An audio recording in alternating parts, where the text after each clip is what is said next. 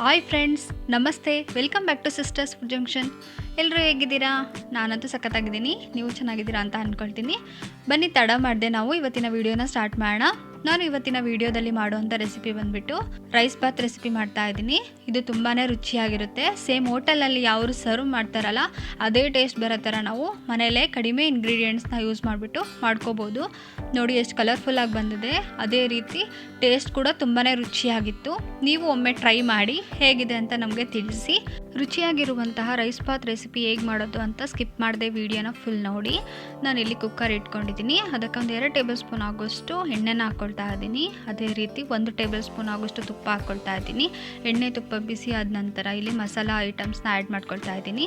ಚಕ್ಕೆ ಹಾಗೂ ಪಲಾವ್ ಎಲೆ ಹಾಕ್ಕೊಂಡಿದ್ದೀನಿ, ಏಲಕ್ಕಿ ಹಾಕ್ಕೊಂಡಿದ್ದೀನಿ, ಲವಂಗ ಹಾಕ್ಕೊಂಡಿದ್ದೀನಿ. ಅದೇ ರೀತಿ 1 ಚಕ್ರ ಮೊಗ್ಗು, 1 ಮರಾಠಿ ಮೊಗ್ಗು ಹಾಕ್ಕೊಂಡಿದ್ದೀನಿ. ಅದೇ ರೀತಿ ಜಾಪತ್ರೆ ಹಾಕ್ಕೊಂಡಿದ್ದೀನಿ. 1 ಟೇಬಲ್ ಸ್ಪೂನ್ ಆಗೋಷ್ಟು ಜೀರಿಗೆನ ಹಾಕ್ಕೊಂಡಿದ್ದೀನಿ. ನಾವಿಲ್ಲಿ ಲೋ ಫ್ಲೇಮ್ನಲ್ಲಿ ಇಟ್ಕೊಂಡೆ ಇದನ್ನು ಎಲ್ಲ ಹುರ್ಕೋಬೇಕಾಗುತ್ತೆ. ಮಸಾಲ ಫ್ಲೇವರು ತುಂಬ ಚೆನ್ನಾಗಿ ಬರುತ್ತೆ. ಆವಾಗ ನಾನಿಲ್ಲಿ ಇದಕ್ಕೆ 1 ಟೇಬಲ್ ಸ್ಪೂನ್ ಆಗೋಷ್ಟು ಶುಂಠಿ ಮತ್ತು ಬೆಳ್ಳುಳ್ಳಿ ಪೇಸ್ಟ್ನ ಹಾಕ್ಕೊಂಡ್ಬಿಟ್ಟು ಫ್ರೈ ಮಾಡ್ಕೊಳ್ತಾ ಇದ್ದೀನಿ. ನಂತರ ಉದ್ದುದಕ್ಕೆ ಕಟ್ ಮಾಡ್ಕೊಂಡಿರೋಂಥ 2 ಈರುಳ್ಳಿನ ಸೇರಿಸ್ಕೊಳ್ತಾ ಇದ್ದೀನಿ. ಇನ್ನೊಂದು 3 ಮಿನಿಟ್ಸು ನಾವು ಮೀಡಿಯಮ್ ಫ್ಲೇಮ್ನಲ್ಲಿ ಫ್ರೈ ಮಾಡ್ಕೋಬೇಕಾಗುತ್ತೆ. ನೋಡಿ, ಈರುಳ್ಳಿ ಕಲರ್ ಸ್ವಲ್ಪ ಲೈಟಾಗಿ ಚೇಂಜ್ ಆಗಿದೆ.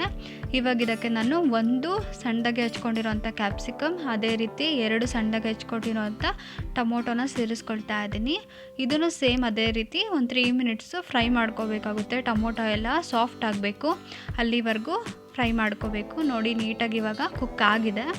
ಇದಕ್ಕೆ ನಾನಿಲ್ಲಿ 1 ಟೇಬಲ್ ಸ್ಪೂನ್ ಆಗೋಷ್ಟು ಸಾಂಬಾರದ ಪುಡಿ ಅಂದರೆ ಧನಿಯಾ ಪುಡಿ, ಅದೇ ರೀತಿ 1 ಟೀ ಸ್ಪೂನ್ ಆಗೋಷ್ಟು ಖಾರದ ಪುಡಿ ಸೇರಿಸ್ಕೊಳ್ತಾ ಇದ್ದೀನಿ. ನಾನಿಲ್ಲಿ 1 ಟೀ ಸ್ಪೂನ್ ಆಗೋಷ್ಟು ಅರಿಶಿಣದ ಪುಡಿ, ಅರ್ಧ ಟೀ ಸ್ಪೂನ್ ಆಗೋಷ್ಟು ಸಕ್ಕರೆನ ಹಾಕ್ಕೊಳ್ತಾ ಇದ್ದೀನಿ. ನಾವು ಇದನ್ನು ಲೋ ಫ್ಲೇಮ್ನಲ್ಲೇ ಫ್ರೈ ಮಾಡ್ಕೋಬೇಕಾಗುತ್ತೆ, ಇಲ್ಲಾಂದರೆ ತಳ ಹಿಡಿಯುತ್ತೆ. ಲೋ ಟು ಮೀಡಿಯಮ್ ಫ್ಲೇಮ್ನಲ್ಲಿ ಇದನ್ನು ಫ್ರೈ ಮಾಡ್ಕೋಬೇಕು. ಇದಕ್ಕೆ ಅರ್ಧ ಕಪ್ ಆಗೋಷ್ಟು ಪುದೀನ ಸೊಪ್ಪನ್ನ ಹಾಕ್ಕೊಳ್ತಾ ಇದ್ದೀನಿ, ಸಣ್ಣದಾಗಿ ಹಚ್ಕೊಂಡ್ಬಿಟ್ಟು.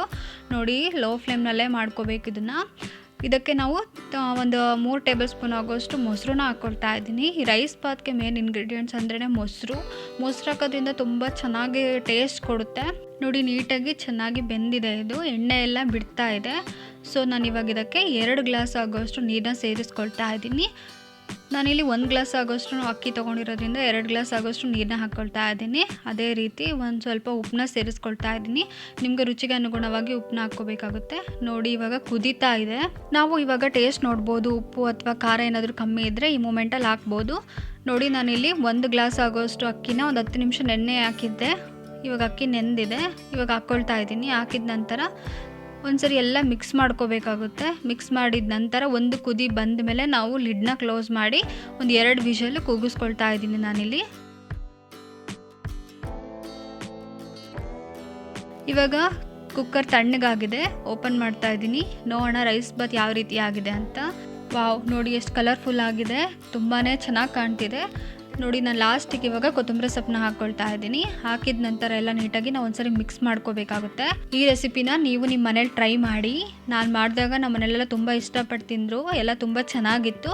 ನಾವು ಹೋಟೆಲಲ್ಲಿ ಹೋಗ್ಬಿಟ್ಟು ತಿಂತೀವಲ್ಲ ಅದೇ ರೀತಿ ಟೇಸ್ಟ್ ಇತ್ತು.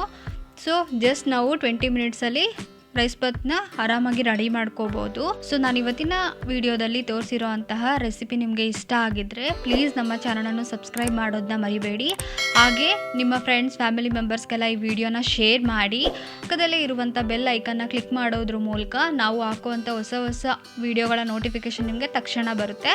ಪ್ಲೀಸ್ ನಮ್ಮ ವೀಡಿಯೋಸ್ನೆಲ್ಲ ನೋಡಿ ಹಾಗೆ ನಮ್ಮನ್ನು ಹೀಗೆ ಸಪೋರ್ಟ್ ಮಾಡ್ತಾ ಇರಿ. Thanks for watching.